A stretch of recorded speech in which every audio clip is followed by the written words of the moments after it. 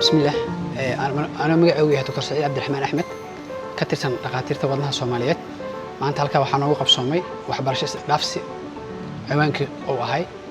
atrial fibrillation ama waxa loo yaqaan korontada wadnaha qaldanta oo ay caawinaysa ama ay taageerisay Moomin Group and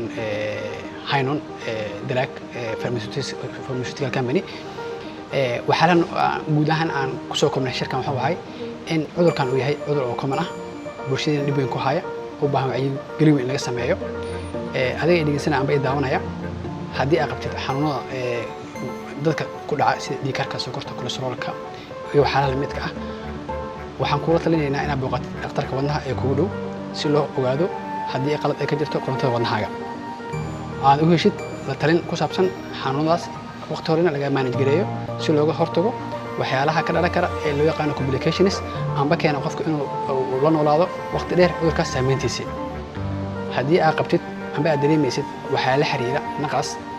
wadna garaac amba wadnaha afka ku soo gala amba xoorto amba daal oo aad dareemaysid marka socotid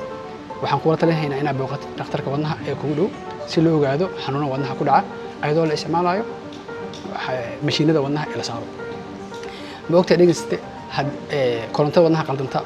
ee xanuunka maanta aan ka hadalnay ee loo yaqaan atrial fibrillation inuu yahay xanuun aad u badan saameeya boqol milyan badan oo dadka kamid ah una baahan in la helo ay helaan daryeel fiican si u helaan